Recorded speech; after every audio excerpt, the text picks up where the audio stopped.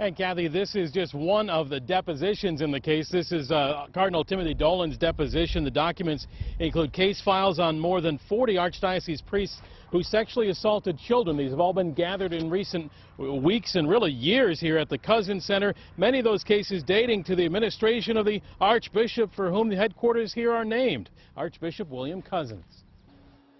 Some 6,000 pages of documents, the equivalent of 12 reams of printer paper. It's double the amount the Archdiocese planned to release before more negotiations with attorneys for the victims.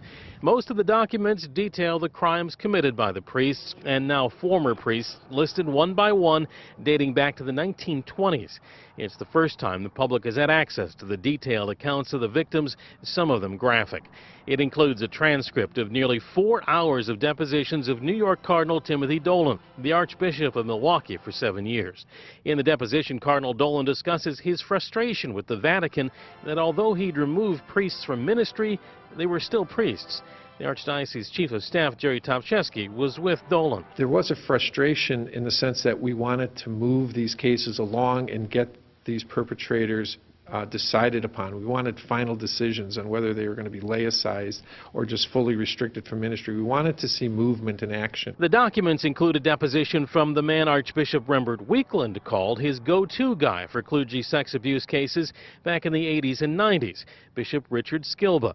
Skilba admits to being naive, saying, quote, although the decisions I made and the actions I took to deal with clergy offenders were done in good faith in light of the knowledge available at the time, I deeply regret any initial judgments which added to the pain of victims of this tragedy. And while Archbishop Jerome Listecki was said to be unavailable today here at the Cousin Center where he is based, in a letter to the faithful last week, he wrote the documents show, quote, people were ill-equipped to respond to victims and families and the perpetrators.